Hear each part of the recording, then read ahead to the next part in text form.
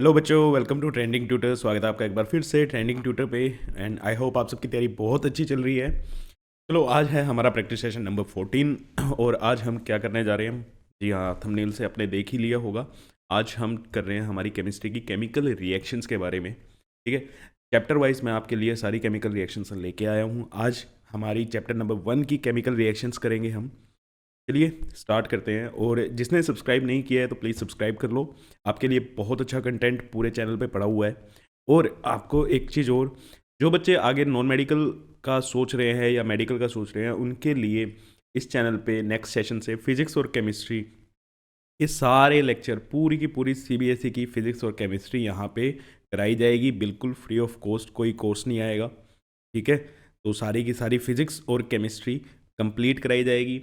10th के बच्चे के लिए साइंस और मैथ जो भी आपके रिलेशन में है, उनको बोल देना कि चैनल सब्सक्राइब कर लें।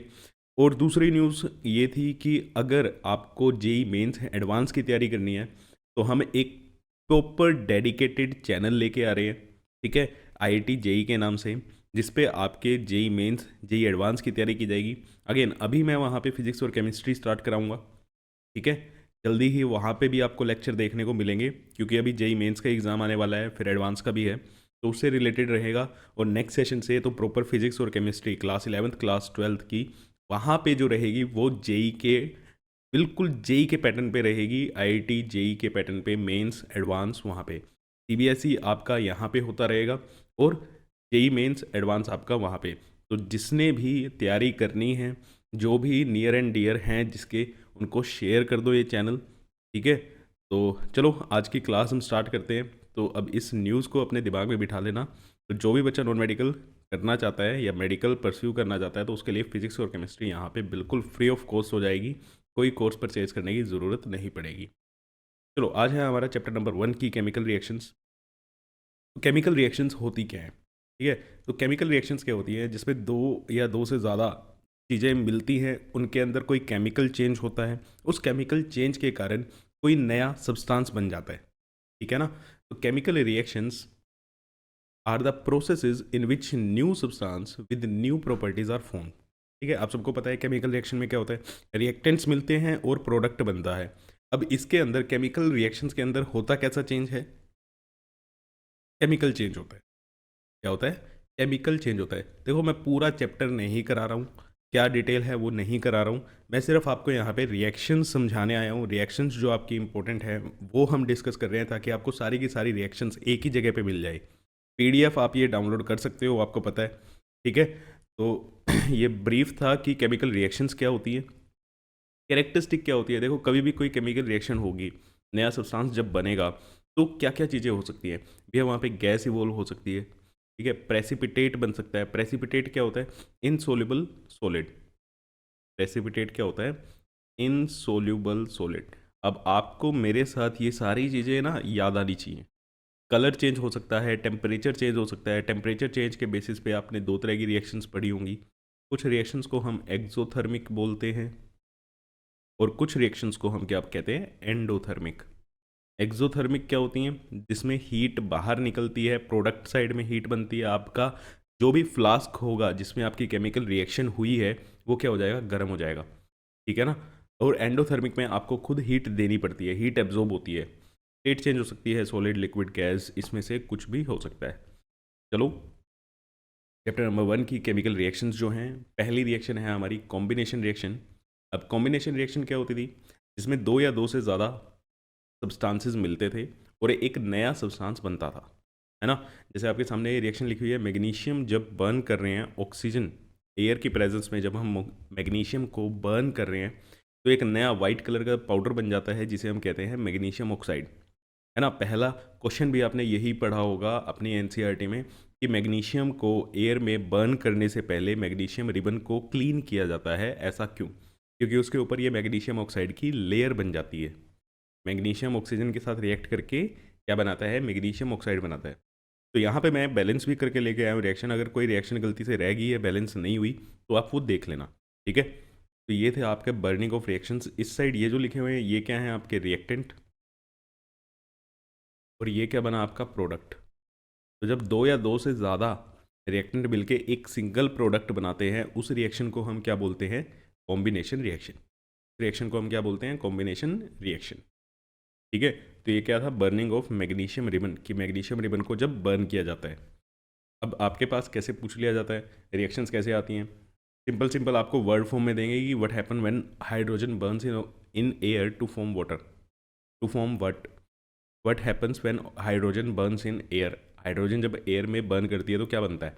वाटर बनता है। ठीक है, हाइड्रोजन किस स्टेट में है? अब ये आपको इन्फॉर्मेटिव आपको बनानी पड़ती है। ठीक है, आपकी रिएक्शन बैलेंस भी होनी चाहिए, आपकी रिएक्शंस के नीचे ये नाम भी लिखे होने चाहिए, किस कंपाउंड का क्या नाम है। ठीक है, उनकी फिजिकल स्टेट भी आपको पता होनी चाहिए, किस स्टेट में वो आप रिएक्शन करा रहे हो, किस स्टेट में आपका प्रोडक्ट बन रहा है। ठीक है, रिएक्टेंट की फिजिकल स्टेट और प्रोडक्ट की फिजिकल स्टेट और उनके नाम, ये सब आपने लिख के आना होता है जब आप बोर्ड का एग्ज़ाम दे रहे हो।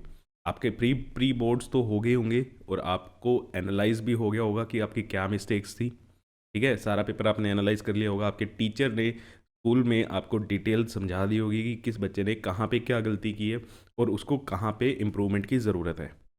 तो अपने अपना एरिया पकड़ लो। तो केमिकल रिएक्शन में जब भी आप लिखो तो नीचे आपको नाम भी लिखना है, उनकी फिजिकल स्टेट्स भी लिखनी है। और कई बार बच्चे बोलते हैं कि सर बैलेंसिंग के लिए तो बोला ही नहीं गया। बेटा बैलेंसिंग के लिए कभी बोला नहीं जाएगा, डेडिकेटेड क्वेश्चन आएगा तभी बोलेंगे कि रिएक्शन बैलेंस करके दिखाओ। अदरवाइज आप बोर्ड के एग्ज़ाम में कोई भी रिएक्शन लिखते हो, that reaction must be balance. वो रिएक्शन बैलेंस होनी ही होनी चाहिए, चाहे कोई आपसे कहे या ना कहे, लिखा हो पेपर में या ना लिखा हो। ठीक है, तो हाइड्रोजन H2 ऑक्सीजन O2 क्या बना? हाइड्रोजन और वाटर मिल गए। हाइड्रोजन और ऑक्सीजन मिलके क्या बनाते हैं? वाटर। वाटर किस स्टेट में बनेगा? Liquid state. ठीक है, जब हाइड्रोजन क्लोरीन के साथ रिएक्ट करता है तो क्या बनता है? Hydrogen chloride. अब कुछ बच्चे यहाँ पे कंफ्यूज हो जाते हैं, सर ये तो HCl है, हाइड्रोक्लोरिक एसिड है। बेटा दो गैसेस मिलके एक, जब ये गैसेस फॉर्म में होता है, ठीक है, इसे हम क्या बोलते हैं? Hydrogen chloride.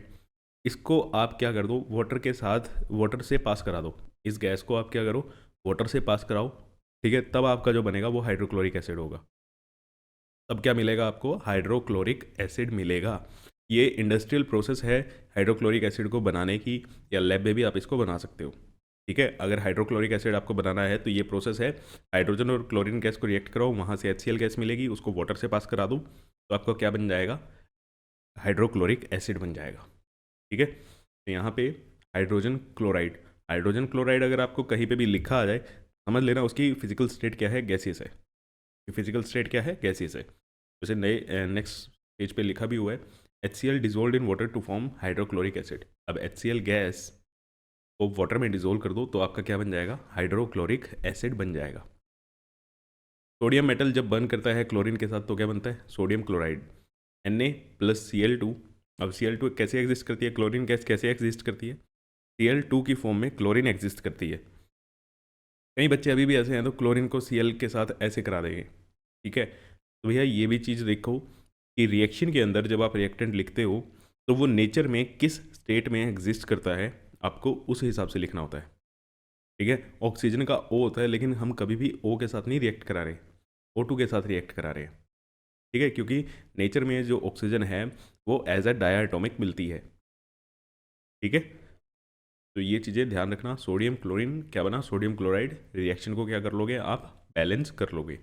अब यहाँ पे जो पैटर्न चल रहा है देखो, ये भी एलिमेंट है, ये भी एलिमेंट है। अभी तक आपने जितनी भी रिएक्शन देखी हैं, ठीक है, कॉम्बिनेशन रिएक्शन, वो सारी की सारी कैसी हैं? Element element combination reaction. मतलब दो एलिमेंट मिलके एक नया प्रोडक्ट बना रहे हैं, कंपाउंड बना रहे हैं। रिएक्टेंट में जितने भी हैं वो सारे के सारे क्या हैं? एलिमेंट्स हैं। हाइड्रोजन एलिमेंट है, क्लोरीन एलिमेंट है। ठीक है, यहाँ पे सोडियम का क्या है? एलिमेंट है। अब ज़रूरी नहीं है सिर्फ एलिमेंट एलिमेंट मिलके ही बना सकते हैं, नए कंपाउंड भी मिलके, दो कंपाउंड मिलके तीसरा कंपाउंड बना सकते हैं भाई। ठीक है, iron powder heated with sulphur to give. अब सिंपल सिंपल सी बात है, ये आपसे पूछ लिया जाता है। ठीक है ना, iron powder heated with sulphur to give dash iron sulphide. Reaction क्या होगी? Fe+S give FeS iron sulphide. तो ये जितनी भी आपकी इंपॉर्टेंट रिएक्शंस हैं, ठीक है, चाहे ये क्वेश्चंस की फॉर्म में आ जाए, क्वेश्चन की फॉर्म में कैसे आएगी वो भी मैं लिख के आया हूँ। चलो, the above reaction are called element element combination reaction. ये चीज़ मैं आपको बता चुका हूँ कि जितनी भी अभी तक आपने रिएक्शंस देखी वो सारी की सारी कैसी हैं? एलिमेंट एलिमेंट कॉम्बिनेशन रिएक्शन है। दो कंपाउंड या दो से ज़्यादा कंपाउंड भी आपस में जुड़ के एक नया कंपाउंड बना सकते हैं। तो कंपाउंड कंपाउंड ये भी क्या हो सकती है, कॉम्बिनेशन रिएक्शन हो सकती है। जैसे calcium oxide reacts vigorously with the water to form calcium hydroxide, ठीक है ना। कैल्शियम ऑक्साइड को क्या बोलते हैं, क्विक लाइम या सिंपली लाइम। CaO जब वाटर के साथ मिलता है तो क्या बनाता है, CaOH ट्वाइस। अब जिस बच्चे ने प्रिपरेशन कर रखी है उस बच्चे को इसकी सारी की सारी ऑब्जर्वेशंस ध्यान आ जाएंगी। सॉरी, आपको ध्यान आ जानी चाहिए। ये सारी की सारी ऑब्जर्वेशन क्या थी, इसमें बहुत ज़्यादा अमाउंट में क्या निकलती है, हीट निकलती है, हिजिंग साउंड आती है, एक्सोथर्मिक रिएक्शन होती है ये, ठीक है। ये सब चीज़ें आपको इस रिएक्शन की याद आनी चाहिए, बहुत ज़्यादा इंपॉर्टेंट रिएक्शन है। ऑब्जर्वेशन इस रिएक्शन की पूछी जाती हैं। तो कैल्शियम ऑक्साइड किस लिए यूज़ किया जाता है, वाइट वॉशिंग के लिए कैल्शियम ऑक्साइड यूज़ किया जाता है। जब हम इसको वाटर के साथ मिक्स करते हैं तो क्या बनता है, कैल्शियम हाइड्रोक्साइड। क्या बनता है, कैल्शियम हाइड्रोक्साइड। अब ये कैल्शियम हाइड्रोक्साइड आप क्या करते हो, दीवार पे लगाते हो, ठीक है। ये कैल्शियम हाइड्रोक्साइड क्या किया जाता है, आपको दीवार पे लगाया जाता है, ठीक है। इसके कैल्शियम ऑक्साइड के क्या आते हैं, आप ये लगा लो पैकेट्स आते हैं, उसको आप वाटर में मिक्स करते हो, तब जाके क्या बनता है, कैल्शियम हाइड्रोक्साइड बनता है। ये सिंपली वो रिएक्शन है जो घर में वाइट वॉश हम कराते हैं, ठीक है। और 2-3 दिन के बाद हमारे घर में क्या आती है, शाइन आती है। दीवारों पे 2-3 दिन के बाद क्या आती है, शाइन आती है। ये चीज़ आपने पढ़ी है। तो वो शाइन का रीज़न क्या है, कैल्शियम हाइड्रोक्साइड जो है वो एयर में जो कार्बन डाइऑक्साइड है उसके साथ रिएक्ट करता है और कैल्शियम कार्बोनेट बनाता है, ठीक है। कैल्शियम कार्बोनेट बनेगा। अब कैल्शियम कार्बोनेट एक थोड़ा सा शाइनी ऑब्जेक्ट है, आपने एग शेल तो देखी होगी, ठीक है ना। एग शेल जो होती है उसमें क्या होता है, वो कैल्शियम कार्बोनेट ही होता है। उसमें क्या होता है, कैल्शियम कार्बोनेट ही होता है। तो एग जो होता है काफ़ी शाइनी सा होता है, आउटर कवर उसका, तो वो कैल्शियम ऑक्साइड है, कैल्शियम कार्बोनेट है सॉरी। तो उसके कारण क्या आती है, शाइन आती है, ठीक है। तो ये कंप्लीट पूरी की पूरी रिएक्शन थी कि कैल्शियम हाइड्रोक्साइड जब कार्बन डाइऑक्साइड के साथ रिएक्ट करेगा तो क्या बनेगा, कैल्शियम कार्बोनेट एंड वाटर। तो इसी से ये क्या होती है, shiny layer of calcium carbonate, ठीक है। आई होप आपको ये रिएक्शन भी समझ आ गई है। सारी की सारी रिएक्शंस आपकी जितनी भी इंपॉर्टेंट रिएक्शन है वो सब आपके लिए लिख के लेके आए हैं। Ammonia react with hydrogen chloride. Ammonia जब हाइड्रोजन क्लोराइड के साथ रिएक्ट करेगा, अब देखो यहाँ पे हाइड्रोजन क्लोराइड लिखा हुआ है, हाइड्रोजन क्लोराइड का मतलब HCl। अब ये कैसी गैसीय स्टेट होगी, मतलब कैसी स्टेट होगी, गैसीय स्टेट होगी, ठीक है। तो ammonia NH3 HCl hydrogen chloride, hydrochloric acid नहीं। हाइड्रोक्लोरिक एसिड आपको जब बोलोगे जब ये एक्वस स्टेट में होगा, जब ये लिक्विड स्टेट में होगा या डाइल्यूटेड कंसनट्रेटेड, वो अलग बात है। जब आप इसको वाटर से पास करा दोगे, एक्वस स्टेट में क्या बोला जाता है, हाइड्रोक्लोरिक एसिड बोला जाता है। तो क्या बनेगा, NH4Cl अमोनियम क्लोराइड। क्या बनेगा, अमोनियम क्लोराइड। तो यहाँ पे भी ये भी एक क्या है, कंपाउंड है, ये भी एक क्या है, कंपाउंड है। कंपाउंड कंपाउंड आपस में मिल के एक नया कंपाउंड बना रहे हैं। तो ये रिएक्शंस क्या कहलाती हैं, compound compound combination reaction, element element combination reaction, compound compound combination reaction. अब एक बच गई कि कंपाउंड और एलिमेंट भी क्या कर सकते हैं, कंबाइन कर सकते हैं और आपको एक नया प्रोडक्ट बना के दे सकते हैं। अभी 2 एलिमेंट कंबाइन कर रहे थे, फिर हमने देखा 2 कंपाउंड कंबाइन कर रहे हैं, अब एक कंपाउंड और एक एलिमेंट क्या करेंगे, कंबाइन करेंगे। जैसे इस केस में ये क्या हो गया, कंपाउंड हो गया, और ये क्या हो गया, एलिमेंट हो गया। तो एक कंपाउंड एक एलिमेंट के साथ रिएक्ट करके आपको नया कंपाउंड दे रहा है। तो इसमें कार्बन मोनोऑक्साइड ऑक्सीजन के साथ रिएक्ट करके क्या बना रही है, carbon dioxide, okay. Sulphur dioxide oxygen के साथ रिएक्ट करके क्या बना रहे हैं, सल्फर ट्राइऑक्साइड। ये क्या है, एक कंपाउंड है, ये क्या है, एक एलिमेंट है। तो कंपाउंड एलिमेंट मिक्स होके क्या बना रहे हैं, एक नया कंपाउंड बना रहे हैं, ठीक है बेटा। तो तीनों तरह की आपने कॉम्बिनेशन रिएक्शन देख ली, एलिमेंट एलिमेंट कॉम्बिनेशन रिएक्शन, ठीक है। फिर आपने देखी कंपाउंड कंपाउंड कॉम्बिनेशन रिएक्शन, फिर कंपाउंड एलिमेंट कॉम्बिनेशन रिएक्शन। तो इसमें से जिसका भी आपको एग्जांपल देने के लिए बोल दें तो आप वो दे सकते हो। अब कई बार बच्चे सिर्फ कॉम्बिनेशन रिएक्शन ही याद कर जाते हैं और फिर वहाँ पे आता है कि एलिमेंट एलिमेंट कॉम्बिनेशन रिएक्शन का एग्जांपल दे दो, कंपाउंड एलिमेंट कॉम्बिनेशन का रिएक्शन का एग्जांपल दे दो। तो फिर बच्चे थोड़ा सा क्या हो जाते हैं, डाउट में आ जाते हैं कि अब कौन सी कॉम्बिनेशन रिएक्शन हमें लिखनी है, ठीक है। चलो नेक्स्ट रिएक्शन पे चलते हैं। नेक्स्ट रिएक्शन है डीकम्पोजिशन रिएक्शन। डीकम्पोजिशन का मतलब क्या हो जाता है, टूटना। कॉम्बिनेशन का मतलब क्या था, बनना। डीकम्पोजिशन का मतलब टूटना। आपने पढ़ा भी होगा कि इस रिएक्शन को हम रिवर्स बोलते हैं, कि ये कॉम्बिनेशन रिएक्शन का क्या है, बिल्कुल उल्टा है। तो इसमें क्या होता है, एक कंपाउंड स्प्लिट हो जाता है 2 या 2 से ज़्यादा सिंपलर कंपाउंड्स में। जैसे अभी हमने देखा था कि कैल्शियम ऑक्साइड और, हाँ ठीक है, तो वो कैल्शियम कार्बोनेट को हमने बनते हुए देखा था। अब वैसे ही उसका थर्मल डीकम्पोजिशन भी हो रहा है। तो क्या हो रहा है? Thermal decomposition. अब वो कैल्शियम कार्बोनेट क्या कर रहा है? तोड़ रहे हो। अब तोड़ना है, यहाँ पे हमें चीज़ों को तोड़ना है। हम चीज़ों को कैसे तोड़ सकते हैं? केमिकल रिएक्शंस में हम चीज़ों चीज़ों को तीन तरीके से तोड़ते हैं। या तो उसको आप हीट दे दो, या उसको आप करंट से पास करा दो, है ना, उसके अंदर से क्या करा दो? करंट पास करा दो, इलेक्ट्रिसिटी पास करा दो, या फिर उसको सनलाइट की प्रेजेंस में हम तोड़ देते हैं। तो यहाँ पे हमने क्या दिया है? हीट दिया है। हीट को आप डेल्टा साइन से भी शो करते हो। जब भी हम किसी सब्सटेंस को हीट दे के तोड़ते हैं तो उसे क्या बोलते हैं? Thermal decomposition. उसे क्या बोलते हैं? Thermal decomposition. तो यहाँ पे कैल्शियम कार्बोनेट को जब आप हीट दे रहे हो, गर्म कर रहे हो, गर्म करके जब आप इसको तोड़ रहे हो, ठीक है, तो ये क्या बना रहा है? Calcium oxide plus carbon dioxide.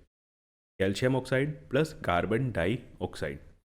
तो रिएक्शन बैलेंस है, नाम लिखे हुए हैं, सबकी फिजिकल स्टेट भी मेंशन्ड है, और किस तरीके से आपने इसको डीकम्पोज कराया। देखो ये आपके लिए लिखा हुआ है थर्मल डीकम्पोजिशन। यहाँ पे आपको पेपर में लिख के आने की ज़रूरत नहीं है। पेपर में सिर्फ आप क्या लिखाओ? हीट लिख के आओ, ठीक है, या डेल्टा साइन बना दो।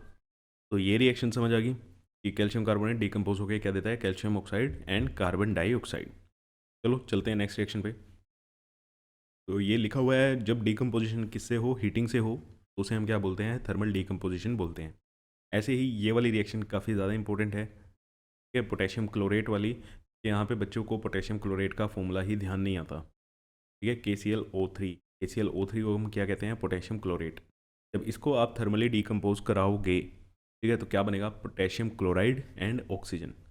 Potassium chloride and oxygen. तो सबकी स्टेट देखो, पोटेशियम क्लोरेट यहाँ पे क्या है? सॉलिड स्टेट में है। पोटेशियम क्लोराइड भी आपको सॉलिड स्टेट में मिलता है, और ऑक्सीजन गैस आपकी रिलीज हो जाती है, ठीक है। अब यहाँ पे क्या है? अब आपको कैसे पता चलेगा?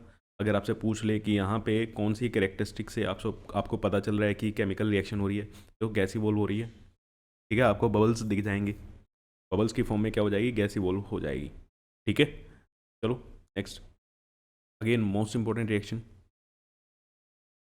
बहुत बार पूछी जाती है। When ferrous sulphate is heated strongly, जब हम फेरस सल्फेट को हीट कराते हैं strongly, it decomposes to form ferric oxide. It decomposes to form ferric oxide, sulphur dioxide and sulphur trioxide. Ferrous ferric में कन्वर्ट हो जाता है। फेरस किस में कन्वर्ट हो जाता है? फेरिक में कन्वर्ट हो जाता है। यहाँ पे स्पेस नहीं है, आगे दूसरी रिएक्शन है। तो फेरस में क्या होता है, मैं यहीं पे लिख देता हूँ। अब बच्चे बहुत कंफ्यूज होते हैं। फेरस में जो होता है वो Fe2+2 स्टेट में होता है, ठीक है। और फेरिक में जो होता है, फेरिक में जो आयरन होता है, ये +3 ऑक्सीडेशन स्टेट होती है। मतलब अब ये लगा लो 2 और 3, ठीक है, इनके ऊपर चार्ज होता है, सिर्फ उसके हिसाब से ऐसे लिख देते हैं हम। फेरिक में क्या होगा? आयरन +3 में होता है। फेरस में आयरन सेकंड +2 में होता है, ठीक है। आपसे कई बार अगर ये भी पूछ ले तो ये फ़र्क आपको पता होना चाहिए। तो फेरस सल्फेट किस कलर के होंगे? अब यहाँ पे, ठीक है, जितने भी कलर्स आ जाएंगे वो आपको लर्न करना है। कहीं पे पीपीटी बनती है तो वो कौन से कलर की पीपीटी बन रही है वो आपको लर्न करना है, ठीक है बेटा। अपना पूरा टारगेट रखो कि आप 100 आउट ऑफ 100 लेके आओगे। तो उसके लिए छोटी छोटी चीज़ें फोकस करना स्टार्ट कर दो। कई बार अब क्या हो गया, अब आपने मेजर पार्ट तो आपने पढ़ लिया है, ठीक है ना, आप अपने सिलेबस से पूरा आप थोरोली आप उसको पढ़ चुके हो। अब आप ध्यान दो कि जो चीज़ें आपने छोड़ी हुई हैं, छोटी छोटी चीज़ें जिसको आप नेग्लेक्ट करके चल रहे हो, अरे ये क्या, ये थोड़ी पूछा जाएगा, ये इतना आसान है, उन चीज़ों को भी दोबारा से रिवाइज करना स्टार्ट कर दो। फेरस सल्फेट ग्रीन कलर का होगा, फेरिक ऑक्साइड किस कलर का बनेगा? ब्राउन कलर का सब्सटेंस बन जाएगा। यहाँ से sulphur dioxide and sulphur trioxide gaseous form में निकल जाएंगी। अब गैसियस फॉर्म के लिए आप देखो अभी तक क्या लिखते आए हैं हम, ब्रैकेट में GB लिखते आए हैं, या आप सिंपली एरो से, अपवर्ड एरो से आप शो कर सकते हो। क्या होता है? गैस रिलीज होती है तो अपवर्ड एरो लगा देते हैं। आपको पता है PPT होती है तो डाउनवर्ड एरो हम यूज़ कर देते हैं। अब यहाँ पे फेरस सल्फेट जो है ये एनहाइड्रस फॉर्म में है, मतलब इसका सारा का सारा पानी निकला हुआ है। फेरस सल्फेट के जो आपको लैब में बनाओगे क्रिस्टल्स मिलेंगे, ठीक है, वो कैसे होते हैं? वो ग्रीन कलर के क्रिस्टल्स मिलेंगे। उसके अंदर क्या होता है? FeSO4.7H2O। अब ये 7H2O इसे हम क्या बोलते हैं? Water of crystallization. Water of crystallization, ठीक है। अब आपसे ये पूछा भी जाता है कि फेरस सल्फेट के अंदर कितने वाटर ऑफ क्रिस्टलाइजेशन होता है, कितने मॉलिक्यूल प्रेजेंट हैं वाटर ऑफ क्रिस्टलाइजेशन के। तो कितने मॉलिक्यूल्स प्रेजेंट है? 7 मॉलिक्यूल्स प्रेजेंट है वाटर ऑफ क्रिस्टलाइजेशन के। तो जब आपको पहले आप इसको हीट करते हो तो पहले ये हाइड्रेटेड होता है, फिर ये अनहाइड्रेटेड हो जाता है, डिहाइड्रेटेड हो जाता है, इसके 7H2O मॉलिक्यूल्स क्या हो जाते हैं, बाहर निकल जाते हैं। फिर हम इसको हीट कराएंगे, फर्दर आप इसको हीट कराओगे तो क्या हो जाएगा, ये फेरिक ऑक्साइड में कन्वर्ट हो जाता है। फेरस सल्फेट फेरिक ऑक्साइड में कन्वर्ट हो जाएगा, साथ में सल्फर डाइऑक्साइड और सल्फर ट्राईऑक्साइड आपकी गैस रिलीज हो जाएगी। ठीक है, तो बहुत इंपॉर्टेंट रिएक्शन है। ऐसे ही एक रिएक्शन मैंने आपके लिए छोड़ दी है वहाँ पे, कॉपर सल्फेट वाली, ब्लू विट्रियोल वाली आपको रिएक्शन, वो ध्यान रखनी है। ये अनदर इंपॉर्टेंट रिएक्शन, जब लेड नाइट्रेट डीकम्पोज होता है, ठीक है ना, ये रिएक्शन सबसे बहुत बार आती है। यहाँ पे देखो कलर भी चेंज हो रहा है, यहाँ पे गैस भी निकल रही है। ब्राउन फ्यूम्स इस गैस के होते हैं NO2। मोस्ट इंपॉर्टेंट याद रख लेना, ब्राउन फ्यूम्स किस गैस के होंगे, NO2 के होंगे। तो when lead nitrate is heated strongly it decomposes to give lead monoxide. ये क्या बन गया, लेड मोनोऑक्साइड, जो येलो कलर का होगा। साथ में नाइट्रोजन डाइऑक्साइड निकलेगी, वो ब्राउन कलर की फ्यूम्स में निकलेगी, और ऑक्सीजन गैस आपकी रिलीज हो जाएगी। ठीक है, कई बार आपके देखो, कई बार क्या आपने क्वेश्चंस करे ही हैं, वो एक एलिमेंट X है, उसने इसके साथ रिएक्ट किया तो कंपाउंड Y बना, है ना, उनकी एक एक प्रॉपर्टी दी होती है। ठीक है ना, एक एक प्रॉपर्टी दी होती है। अब ऐसी प्रॉपर्टीज, ऐसे कलर आपको याद रहेंगे, कौन सी गैस किस कलर की निकलती है, या किसको पॉप साउंड, कौन सी पॉप साउंड प्रोड्यूस करती है, कौन सी वाटर को मिल्की कर देती है ना। तो ये सब क्या है, कैरेक्टरिस्टिक्स हैं जो आपको ध्यान में रखनी होती है, जिनसे आप अपने क्वेश्चंस कर पाओगे। ओके, नेक्स्ट है आपका decomposition by using electricity. Electricity देके जब आप किसी चीज़ को तोड़ते हो तो बेसिकली वो क्या है, यहाँ पे क्या हुआ है, वाटर को हमने इलेक्ट्रिसिटी दे के तोड़ा हुआ है, तो इसे हम क्या कहते हैं, इलेक्ट्रोलिसिस ऑफ वाटर। इसे क्या बोला जाता है, इलेक्ट्रोलिसिस ऑफ वाटर। अब यहाँ पे एक दो इलेक्ट्रोड होते हैं, एक इलेक्ट्रोड पे आपको क्या मिलती है, ऑक्सीजन मिलती है, एक इलेक्ट्रोड पे आपको हाइड्रोजन मिलती है। कमेंट करके बता दो, ठीक है, कैथोड पे क्या कौन सी गैस मिलती है और एनोड पे आपको कौन सी गैस मिलती है, किस रेशो में ये मिलती है, एनोड पे ज़्यादा होती है या कैथोड पे ज़्यादा होती है। ठीक है, पानी को जब आप पानी में से इलेक्ट्रिसिटी पास करा दोगे तो वो क्या हो जाएगी, हाइड्रोजन और ऑक्सीजन में ब्रेक डाउन हो जाएगा। ठीक है, आप अपने घर पे भी इसको करके देख सकते हो, कोई बड़ा इशू नहीं है। ठीक है, इलेक्ट्रोड का इशू आएगा कि आप इलेक्ट्रोड कैसे बनाओगे, भैया पेंसिल को दोनों एंड से क्या कर लो, शॉर्प कर लो। पेंसिल में क्या है, ग्रेफाइट है, ग्रेफाइट आपका इलेक्ट्रोड का ही काम करेगा। वो जो बैटरी आती है ब्लू से वाइट कलर की, ऐसी बैटरी नहीं आती, ठीक है, नीचे का हिस्सा ब्लू होता है और यहाँ पे दो इलेक्ट्रोड होते हैं, वहाँ पे यहाँ पे क्या कर दो, आप पेंसिल्स खड़ी कर दो और वायर लगा के इलेक्ट्रिसिटी करंट क्या करा दो, पास करा दो आप कंटेनर में से। तो यहाँ से भी आप करके ये देख सकते हो एक्सपेरिमेंट घर पे। नेक्स्ट है, जब हम इलेक्ट्रिक करंट पास कराते हैं मोल्टन सोडियम क्लोराइड से, ठीक है, तो ये इलेक्ट्रोलिसिस है सोडियम क्लोराइड की, from sodium metal and chlorine gas. अब यहाँ पे दो, एक ये वर्ड क्या होता है, मोल्टन, एक वर्ड होता है एक्वस, ठीक है, जिसको आप AQ से लिख देते हो। अब एक्वस और मोल्टन में क्या फ़र्क होता है, एक्वस में आप मेटल को हीट कर देते हो और उसको पिघला देते हो, ठीक है, मेल्टेड हो, ठीक है, वो मेल्ट हो जाता है। एक्वस में क्या होता है, मिक्स्ड विद वाटर, आप उसको पानी में डिजोल्व करा देते हो। ये दो स्टेट में आपको डिफरेंस पता होना चाहिए। अगर हम कह रहे हैं मोल्टन सोडियम क्लोराइड, मीन्स आपके पास सोडियम क्लोराइड था जो सॉलिड फॉर्म में था, उसको पाउडर फॉर्म में था, उसको आपने हीट कराया, हीट करा के वो क्या हो गया, मेल्ट हो गया। हीट करा के क्या हो गया है, वो मेल्ट हो गया। जैसे आपने घर में शुगर को कैरामलाइज किया होगा, ठीक है ना, एक चम्मच में चीनी ले लो और उसको क्या करा दो, बर्नर पे रखो, वो धीरे धीरे क्या हो जाएगी, वो मेल्ट हो जाएगी, ठीक है, वो कैरामलाइज हो जाएगी। उसको हम क्या बोलते हैं, मोल्टन स्टेट बोलते हैं।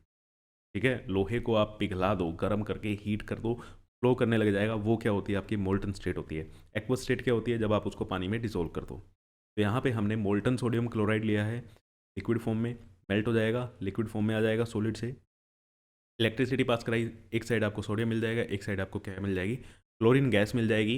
ये इलेक्ट्रोलिसिस ऑफ सोडियम क्लोराइड जो है मेटल की एक्सट्रैक्शन में, सोडियम मेटल की एक्सट्रैक्शन में यूज़ करते हैं। कहाँ पे किया हुआ है आपने? Metal and non metal chapter में, ठीक है।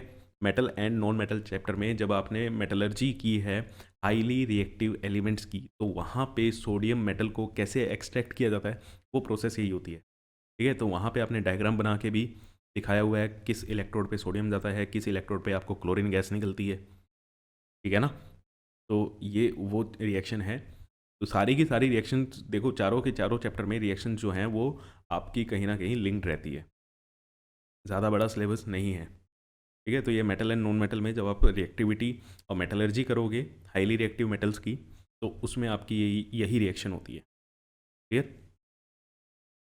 नेक्स्ट रिएक्शन है when electricity is pass through molten aluminium oxide, ये भी मेटलर्जी का है, to give aluminium metal and oxygen gas. Aluminium oxide को इलेक्ट्रिसिटी पास कराओगे, वही इलेक्ट्रोड वाला कॉम्बिनेशन आपको बनाना है जैसे पानी के केस में बनाया था, ठीक है। ये क्या है? Electrolysis of aluminium oxide, electrolysis of electrolysis of aluminium,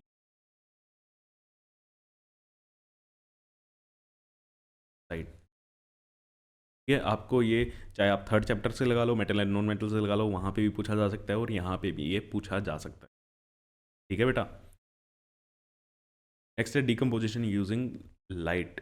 अब लाइट की फॉर्म से आपको तोड़ना है, तो लाइट वाली आपकी दो रिएक्शन होती थी, AgBr और AgCl वाली, दोनों को याद होगा। एक में क्लोरीन गैस निकलती है और एक में ब्रोमीन गैस निकलती है। ब्रोमीन गैस किस कलर की होती है, ये आपसे बार बार पूछा जाता है ना। तो मैं आपको सीधा वही दिखा देता हूँ। AgBr को जब आप सनलाइट की प्रेजेंस में, सनलाइट को आप HNu से भी लिख सकते हो। अब ये HNu क्या रिप्रेजेंट करता है? HNu रिप्रेजेंट करता है सनलाइट की जो एनर्जी होती है, ठीक है। बेसिकली आप लाइट में भी क्या होती है, एनर्जी होती है, वो एनर्जी आपके कंपाउंड को क्या करती है, ब्रेक डाउन करती है। उस एनर्जी से आपका कंपाउंड क्या होता है, ब्रेक डाउन होता है।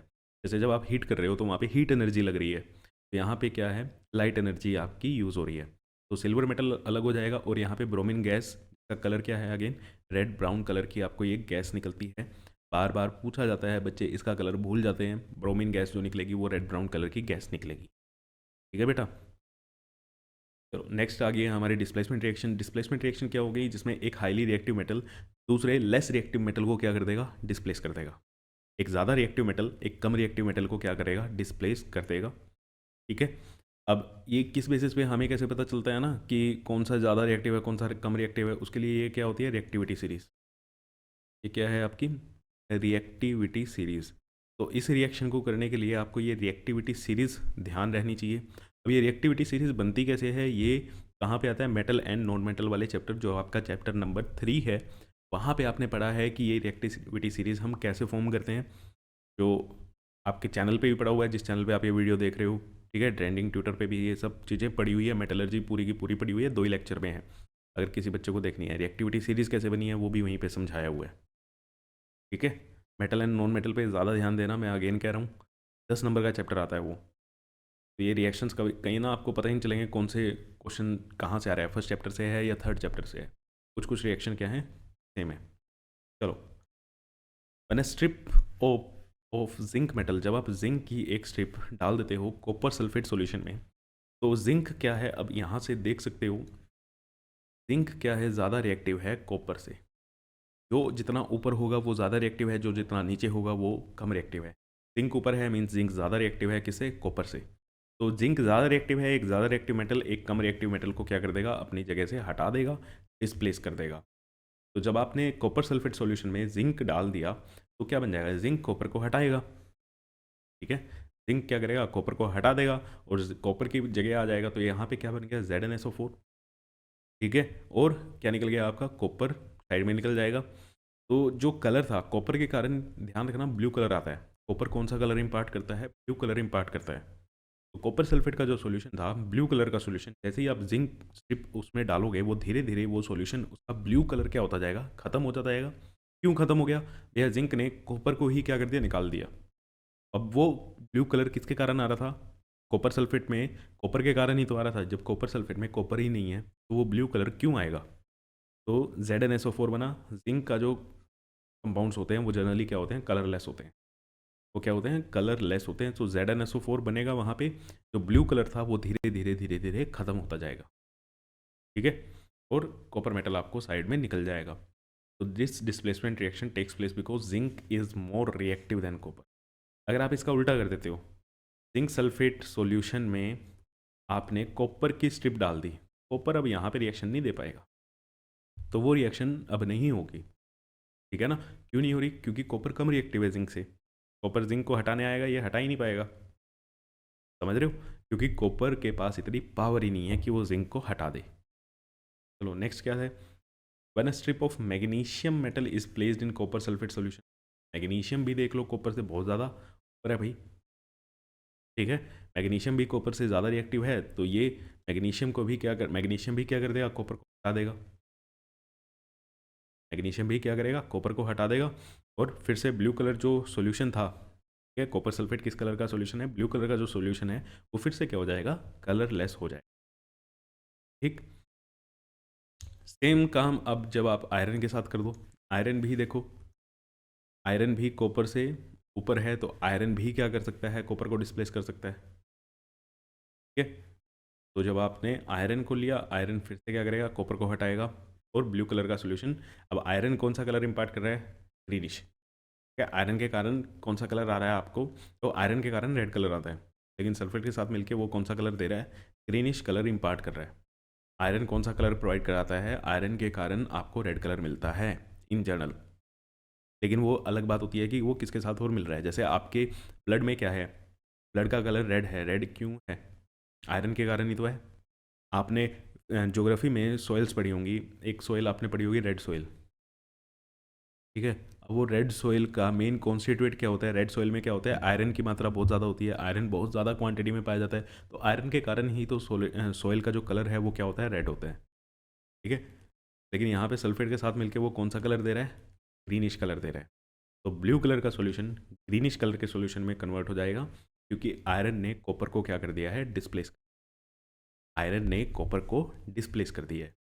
Next section, when a strip of lead metal is placed in the solution of copper sulphate. अब लेड को भी जब आप कॉपर में डाल रहे हो तो भी देखो, अब लेड भी क्या है, ऊपर है कॉपर से। ठीक है, लेड भी क्या है, कॉपर से ऊपर है, तो फिर से क्या होगा, कॉपर को लेड भी क्या कर देगा, डिस्प्लेस कर देगा। ठीक है, कॉपर को लेड क्या करेगा, फिर से डिस्प्लेस करेगा। फिर से अच्छा, यहाँ पे कॉपर क्लोराइड है, कॉपर क्लोराइड ग्रीन कलर का सॉल्यूशन कलरलेस में क्या हो जाएगा, कन्वर्ट हो जाएगा, और कॉपर जो आपको मिल रहा है वो तो रेड ब्राउन कलर का ही मिलेगा। ठीक, ये रिएक्शन भी इंपॉर्टेंट है, क्योंकि यहाँ पे कॉपर क्लोराइड का ही फॉर्मूला बच्चे गलत करके आते हैं। सबसे ज़्यादा गलती ये किस में करते हैं, वो कॉपर क्लोराइड के फॉर्मूले में गलती करते हैं। ठीक है, नेक्स्ट रिएक्शन क्या है, जब आप कॉपर स्ट्रिप डाल रहे हो सिल्वर नाइट्रेट में, सिल्वर नाइट्रेट में जब आप डाल रहे हो तो कॉपर सिल्वर से ज़्यादा रिएक्टिव होता है, कॉपर क्या कर देगा, सिल्वर को डिस्प्लेस कर देगा। तो फाइनली कॉपर भी किसी को डिस्प्लेस कर रहा है। ठीक है, तो कॉपर सिल्वर को डिस्प्लेस कर देगा। अब सिल्वर नाइट्रेट का जो कलरलेस सॉल्यूशन था, जैसे ही आप कॉपर उसमें डाल दोगे तो वो सॉल्यूशन फिर से कैसा हो जाएगा, ब्लू कलर का सॉल्यूशन हो जाएगा। कैसा सॉल्यूशन होगा, ब्लू कलर का वो सॉल्यूशन दे देंगे आप। नेक्स्ट रिएक्शन क्या है, जब आयरन मेटल रिएक्ट कर जाते हैं डाइल्यूट HCl के साथ, तो आयरन क्लोराइड बनाता है, हाइड्रोजन गैस यहाँ पे निकलती है। अब आयरन हाइड्रोजन से ज़्यादा रिएक्टिव है, ये रिएक्शन ये हो पाई है। ठीक है, मेटल एसिड के साथ रिएक्ट कर पाया है। कौन से मेटल एसिड के साथ रिएक्ट कर पा रहे हैं, जो मेटल हाइड्रोजन से ज़्यादा रिएक्टिव होंगे। यहाँ पे ये हाइड्रोजन है और ये आपका क्या है, आयरन है। आयरन हाइड्रोजन से ऊपर है, मीन्स आयरन की रिएक्टिविटी हाइड्रोजन की रिएक्टिविटी से ज़्यादा है, आयरन ज़्यादा रिएक्टिव है। तो आयरन ने हाइड्रोजन को क्या करा, डिस्प्लेस करा। ठीक है, मेटल एसिड के साथ मिलके क्या बना दिया, हाइड्रोजन गैस रिलीज करते हैं। मेटल एसिड के साथ रिएक्ट करके कौन सी गैस रिलीज कर रहे हैं, हाइड्रोजन गैस रिलीज कर रहे हैं। हाइड्रोजन गैस का कैसे पता चलता है भैया, पॉप साउंड देती है ये। ठीक है, जब आप इसके पास बर्निंग स्प्लिंटर लेके आओगे तो ये पॉप साउंड के साथ क्या करती है, बर्न करती है ना। अब आपसे ये भी पूछा जाता है, भैया क्या सारे के सारे मेटल्स एसिड के साथ रिएक्ट करके हाइड्रोजन गैस निकालेंगे, नहीं, सिर्फ वो मेटल हाइड्रोजन के साथ रिएक्ट करके हाइड्रोजन गैस निकालेंगे जो हाइड्रोजन से ज़्यादा रिएक्टिव होंगे, क्योंकि इस रिएक्शन में जब यहाँ से हाइड्रोजन हटेगी तभी तो वो बाहर निकलेगी, और कौन हटा पाएगा, ये मेटल। अब ये मेटल ज़्यादा रिएक्टिव होना चाहिए। अब यहीं पे अगर आप कॉपर ले लो, ठीक है, कॉपर की रिएक्शन करा दो HCl के साथ, तो कॉपर हाइड्रोजन गैस को डिस्प्लेस कर ही नहीं सकता क्योंकि कॉपर की रिएक्टिविटी हाइड्रोजन से कम है। ठीक है बेटा, तो सिर्फ कौन से मेटल्स हाइड्रोजन को डिस्प्लेस कर सकते हैं जिनकी रिएक्टिविटी हाइड्रोजन से क्या है, ज़्यादा है। की रिएक्टिविटी हाइड्रोजन से क्या है, ज़्यादा है। तो यहाँ पे फिर से मेटल एंड नॉन मेटल में भी ये क्वेश्चन आएगा, यहाँ पे भी सेम क्वेश्चन बन सकता है, रिएक्शन बन रही है। और मेटल एंड नॉन मेटल में एक रिएक्शन आपने बहुत ज़्यादा पढ़ी होगी, सोडियम जिंकेट वाली। ठीक है, एसिड बेस सोल्ट में भी आपने पढ़ी होगी सोडियम जिंकेट वाली। तो आप कहीं पे भी लगा लो, आपकी सारी की सारी रिएक्शन क्या हैं, मिक्स हैं। ठीक है, आप डिस्टिंग्विश नहीं कर पाओगे। तो इसीलिए मैं सारी के सारे चैप्टर्स की केमिकल रिएक्शंस ही लिख के लेके आया हूँ ताकि आपको रिएक्शंस का पता चल जाए। अगेन मैग्नीशियम मेटल जो है वो रिएक्ट कर रहा है डाइल्यूट HCl के साथ, तो मैग्नीशियम भी हाइड्रोजन से ज़्यादा रिएक्टिव है, तो भी आपकी क्या निकलेगी, हाइड्रोजन गैस निकलेगी। मेटल एसिड के साथ रिएक्ट करा रहे हैं तो क्या बनेगा, मेटल का सोल्ट बन जाएगा और सोडियम गैस क्या हो जाती है, निकल जाती है। ठीक है बेटा। नेक्स्ट, सोडियम रिएक्ट करता है वाटर के साथ to form sodium hydroxide and hydrogen gas. Sodium water के साथ रिएक्ट कर रहा है, क्यों कर रहा है, यहाँ पे सोडियम फिर से हाइड्रोजन से ज़्यादा रिएक्टिव है। सोडियम हाइड्रोजन से ज़्यादा रिएक्टिव है तो इसने भी क्या करा, हाइड्रोजन गैस निकाली, सोडियम हाइड्रोक्साइड बन गया। क्लोरीन, अब यहाँ पे अभी ये मेटल एक नॉन मेटल को डिस्प्लेस कर रहे थे, यहाँ पे एक नॉन मेटल को डिस्प्लेस करेगा। क्लोरीन गैस जब पोटेशियम आयोडाइड के साथ रिएक्ट कर रहा है तो क्लोरीन पोटेशियम को नहीं डिस्प्लेस कर पा रहा क्योंकि ये नॉन मेटल है, ये मेटल है। ठीक है, क्लोरीन किसको डिस्प्लेस कर रहा है, एक अपने ही जैसे एक नॉन मेटल को डिस्प्लेस कर रहा है, आयोडीन को। अब क्लोरीन आयोडीन से ज़्यादा रिएक्टिव होता है तो इसने आयोडीन को हटा दिया और पोटेशियम के साथ खुद लग के क्या बनाया, पोटेशियम क्लोराइड बनाया और आयोडीन गैस यहाँ पे निकल गई, आयोडीन यहाँ पे अलग हो गया। तो यहाँ पे एक नॉन मेटल ने दूसरे नॉन मेटल को डिस्प्लेस किया है, तो इसीलिए इसको नॉन मेटल डिस्प्लेसमेंट रिएक्शन भी बोलते हैं। स्पेशली ध्यान रखना इसको, अगर एग्जाम्पल आपसे नॉन मेटल डिस्प्लेसमेंट रिएक्शन का पूछ ले। ठीक है, यहाँ पे एक नॉन मेटल ने दूसरे नॉन मेटल को डिस्प्लेस, अभी तक आप क्या पढ़ रहे थे, मेटल ने या दूसरे मेटल को कर रहा था या वो हाइड्रोजन को कर रहा था, हाइड्रोजन एक नॉन मेटल है। ठीक है, रिएक्टिविटी सीरीज में क्यों रखा गया है आपको भी पता है, अगर नहीं पता है तो पढ़ लेना। ठीक है, तो ये जो रिएक्शन थी ये क्या थी, नॉन मेटल डिस्प्लेसमेंट रिएक्शन थी। नेक्स्ट, इतने स्टार मार्क कर सकते हो, कर लो इस रिएक्शन पे। ठीक है, अब आप ये कहो कि फर्स्ट चैप्टर की है या थर्ड चैप्टर की है, फिर से थर्ड चैप्टर में आती है ये रिएक्शन। जब आयरन ऑक्साइड को हम हीट करते हैं एल्यूमिनियम पाउडर के साथ, ठीक है, आयरन ऑक्साइड को जब हम हीट करते हैं एल्यूमिनियम के साथ तो क्या बनता है, एल्यूमिनियम ऑक्साइड मिलेगा और यहाँ पे आयरन मेटल अलग हो जाता है। तो मेटल की एक्सट्रैक्शन में भी यूज़ की जाती है ये रिएक्शन, मेटलर्जी में पढ़ोगे, मेटल नॉन मेटल में पढ़ोगे, क्या पढ़ भी लिए आपने। तो इस रिएक्शन को हम क्या बोलते हैं, थर्माइट रिएक्शन बोलते हैं। तो किसी बच्चे को रिएक्शन देख के ना याद आया हो, लेकिन नाम देख के ज़रूर याद आ गया होगा कि बहुत ज़्यादा इंपॉर्टेंट है थर्माइट रिएक्शन। क्यों, क्योंकि यहाँ पे इतनी ज़्यादा हीट निकलती है, इतनी ज़्यादा हीट निकलती है, हाईली एक्सोथर्मिक रिएक्शन ये होती है कि जो आपका मेटल मिला, आयरन मेटल जो मिला वो पिघला हुआ मिलता है, वो मोल्टन स्टेट में आपका मिलता है।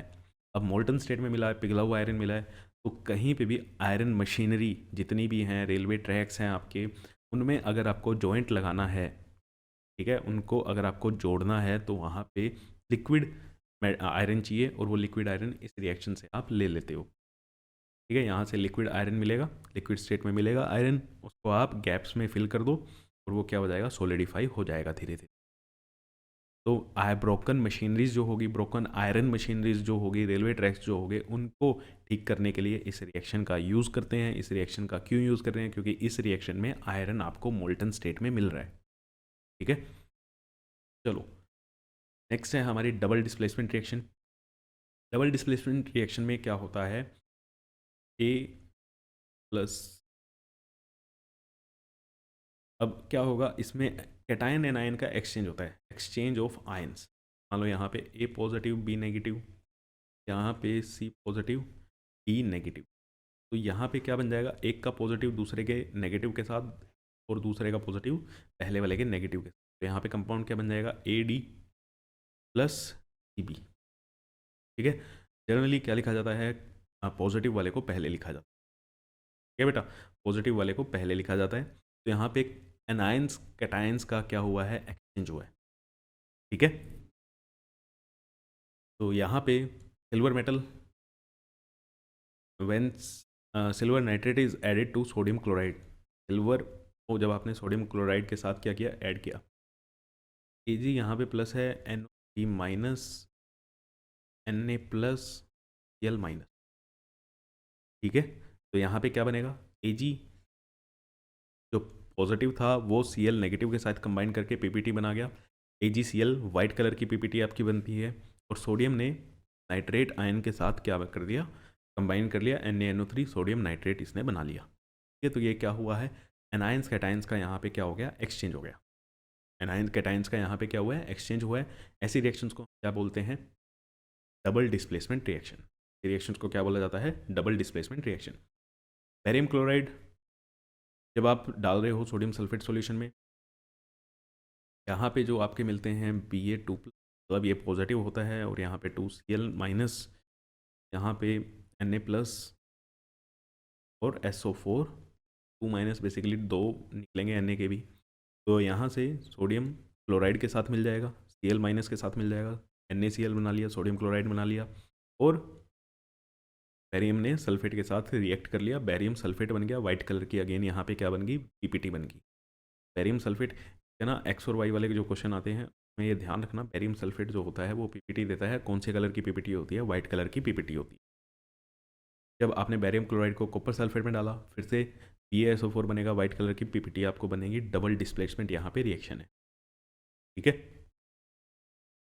Hydrogen gas, hydrogen sulphide gas जब आपने पास कराई, ठीक है, कॉपर सल्फेट सॉल्यूशन से, तो ब्लैक कलर की पीपीटी बनती है। इस कलर की पीपीटी बनती है, ब्लैक कलर की यहाँ पे पीपीटी बनती है, और सल्फ्यूरिक एसिड आपका क्या हो जाएगा, अलग हो जाएगा। ठीक है, क्लियर हो गया। तो यहाँ पे आपको अगर कैटायन एनायन चाहिए तो Cu2+ और SO4 2 माइनस, यहाँ पे 2H+ और S2 माइनस। तो ये इसके साथ रिएक्शन हुई, ये इसके साथ रिएक्शन हुई, ये क्या बन गया, H2SO4 सल्फ्यूरिक एसिड, और कॉपर सल्फाइड जो कौन से कलर की पीपीटी दे रहा है, ब्लैक कलर की यहाँ पे पीपीटी दे रहा है। ठीक है, next reaction, ammonium hydroxide solution को ऐड किया एल्यूमिनियम क्लोराइड में, तो एक वाइट कलर का पीपीटी बनती है एल्यूमिनियम हाइड्रोक्साइड की, और अमोनियम क्लोराइड अलग हो जाता है। फिर से डबल डिस्प्लेसमेंट रिएक्शन, आयन का क्या हो जाएगा, एक्सचेंज हो जाएगा, कैटायन एंड आयन एक्सचेंज कर जाएंगे। ये भी सेम रिएक्शन है, ठीक है, लेकिन ये रिएक्शन आपसे कई बार पूछी जा सकती है, इस रिएक्शन को आप कई जगह पे यूज़ कर सकते हो। डबल डिस्प्लेसमेंट रिएक्शन तो है ये है, ठीक है, आपको इसमें कलर भी मिल रहा है। अब यहाँ पे ये चीज़ याद रखना, लेड आयोडाइड होती है वो कौन से कलर की पीपीटी बनाती है, येलो कलर की पीपीटी बनाता है। आप इस रिएक्शन का यूज़ कई जगह पे कर सकते हो। ठीक है, प्रेसिपिटेट फॉर्मेशन रिएक्शन जो होती है उसमें आप ये एग्जाम्पल लिख सकते हो, ठीक है, कलर चेंजिंग रिएक्शन में आप इसका एग्जाम्पल लिख सकते हो। ठीक है ना, ये रिएक्शन कई जगह पे आपकी यूज़ होती है। क्लियर है बेटा, तो सबसे पहले यही रिएक्शन आपकी पढ़ाई जाती है। नेक्स्ट आ जाओ, acid base reactions. Acid base reactions क्या होती हैं, डबल डिस्प्लेसमेंट रिएक्शंस ही होती हैं। ठीक है, न्यूट्रलाइजेशन रिएक्शन इनको बोला जाता है, न्यूट्रलाइजेशन रिएक्शन इनको बोला जाता है। यहाँ पे Na+OH- H+Cl माइनस जाएगा, कैटायन एनायन का एक्सचेंज करके क्या बनता है, सोल्ट एंड वाटर बनता है। एसिड बेस सोल्ट वाले में पढ़ लो चाहे इसमें पढ़ लो। ठीक है, नेक्स्ट आपकी लास्ट रिएक्शन क्या होती है, रेडॉक्स रिएक्शन। रेडॉक्स रिएक्शन में क्या होता है, ऑक्सीडेशन और रिडक्शन एक साथ होता है। अब ऑक्सीडेशन क्या होता है, ऑक्सीडेशन होता है ऑक्सीजन को ऐड कर दो, या हाइड्रोजन को निकाल दो, या फिर क्या होता है लॉस ऑफ इलेक्ट्रॉन, या फिर क्या होता है लॉस ऑफ इलेक्ट्रॉन्स। रिडक्शन क्या होता है, ऑक्सीजन को हटा दो, हाइड्रोजन को ऐड कर दो, या फिर इलेक्ट्रॉन्स का गेन करा दो, गेन ऑफ इलेक्ट्रॉन। अब ये दोनों चीज़ें अगर एक ही जगह पे हो जाए तो उस रिएक्शन को हम क्या बोलते हैं, रिडॉक्स रिएक्शन बोलते हैं। अब यहाँ पे रिडॉक्स रिएक्शन में बच्चों को कन्फ्यूजन होती है कि कौन सा ऑक्सीडाइजिंग एजेंट है, कौन सा रिड्यूसिंग एजेंट है। तो ऑक्सीडाइजिंग एजेंट क्या होता है, जो दूसरों को ऑक्सीडाइज करे। ऑक्सीडाइज करने का मतलब, ऑक्सीडाइज करने का मतलब क्या था, ऑक्सीजन का ऐड, ऑक्सीजन को क्या करना है, ऐड करना है। ऑक्सीडाइजिंग एजेंट क्या होगा, जो दूसरों को ऑक्सीजन दे दे, जो दूसरों को ऑक्सीजन दे दे। अब दूसरों को ऑक्सीजन देगा तो इसके पास से ऑक्सीजन निकल जाएगा, ऑक्सीजन का निकलना मतलब रिडक्शन होना। तो इसका अपने आप क्या होगा, इसका रिडक्शन होगा, दूसरों को ये क्या करेगा, ऑक्सीडाइज करेगा। रिड्यूसिंग एजेंट इसका उल्टा, जो दूसरों को क्या करे, रिड्यूस करे। अब दूसरों को रिड्यूस कैसे करेगा, या तो दूसरों को H2 दे, हाइड्रोजन दे, या फिर दूसरों से ऑक्सीजन ले ले। ठीक है ना, और खुद क्या हो जाएगा, ये ऑक्सीडाइज हो जाएगा। और ये दोनों चीज़ें वही बार बार बोल रहा हूँ कि ऑक्सीडेशन और रिडक्शन जहाँ पे होता है उन रिएक्शंस को हम क्या बोलते हैं, रिडॉक्स रिएक्शन। उन्हें क्या बोलते हैं, रिडॉक्स रिएक्शन। जैसे कॉपर ऑक्साइड प्लस हाइड्रोजन को जब आपने हीट कराया तो क्या बना, कॉपर और वाटर बना। अब कॉपर ऑक्साइड से क्या हो गया है, ऑक्सीजन का लॉस हो गया। यहाँ पे क्या हुआ है, ऑक्सीजन निकल गया। देखो कॉपर ऑक्साइड में ऑक्सीजन थी, यहाँ पे ऑक्सीजन है ही नहीं, कॉपर कॉपर रह गया खाली। तो कॉपर का क्या हो गया, कॉपर से लॉस हुआ है ऑक्सीजन का, तो कॉपर का क्या हुआ है, रिडक्शन हुआ है। ठीक है, लॉस ऑफ। और H2 में हाइड्रोजन में क्या हो गया, ऑक्सीजन ऐड हो गया। ठीक है, एडिशन ऑफ ऑक्सीजन। और एक ही रिएक्शन के अंदर ये दोनों काम हो रहे हैं, तो इस रिएक्शन को हम क्या बोल रहे हैं, रिडॉक्स रिएक्शन बोल। अब यहाँ पे ऑक्सीडाइजिंग एजेंट देखो क्या लिखा हुआ है, ये ऑक्सीडाइजिंग एजेंट है। क्यों, क्योंकि कॉपर ऑक्साइड ने क्या किया है, हाइड्रोजन को अपनी ऑक्सीजन दे दी है। ने इसको ऑक्सीजन दी है, जो ऑक्सीजन देता है वो क्या होता है, ऑक्सीडाइजिंग एजेंट होता है। कॉपर ऑक्साइड के कारण क्या हुआ है, हाइड्रोजन ऑक्सीडाइज हो गया है वाटर के अंदर। ठीक है, इसको लिखोगे कैसे कि कॉपर ऑक्साइड रेड्यूसेस टू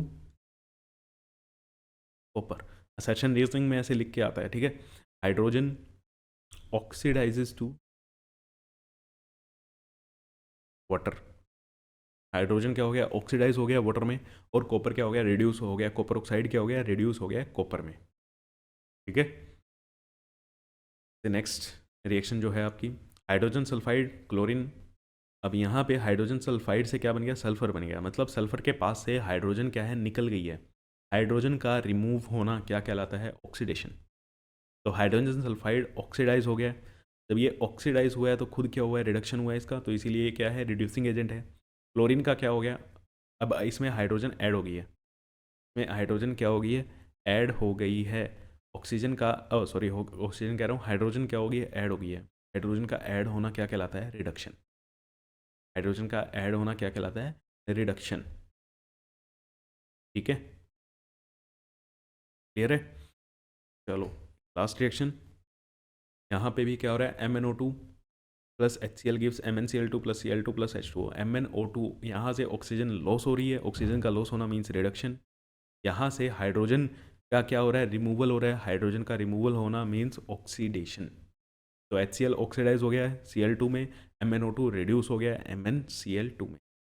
ठीक है, जो रिड्यूस हो जाता है वो क्या होता है, ऑक्सीडाइजिंग एजेंट होता है। ठीक है, तो ये दोनों आपके ऑक्सीडाइजिंग एजेंट भी लिखे हुए हैं, रिड्यूसिंग एजेंट भी यहाँ पे आपका लिखा हुआ है। तो फर्स्ट चैप्टर की जो सारी इंपॉर्टेंट रिएक्शंस थी वो आपकी कंप्लीट हो गई है। यहाँ पे कॉपर सल्फेट वाली रिएक्शन नहीं आई है सिर्फ, तो उसका ध्यान रखना। तो मिलते हैं आपसे नेक्स्ट क्लास में। ठीक है, सैम्पल पेपर्स भी सोल्व करेंगे और आपके लिए नेक्स्ट चैप्टर की भी मैं ऐसे ही सारी ये जो केमिकल रिएक्शन है ये आ जाएंगी। PDF डाउनलोड कर लेना ताकि आपको ये लिखनी ना पड़े, एक ही जगह पे आपकी की सारी इंपॉर्टेंट रिएक्शंस तैयार हो जाएं। चलो मिलते हैं नेक्स्ट क्लास में, तब तक के लिए वीडियो को लाइक कर दो, शेयर कर दो और चैनल को सब्सक्राइब कर दो। Thank you.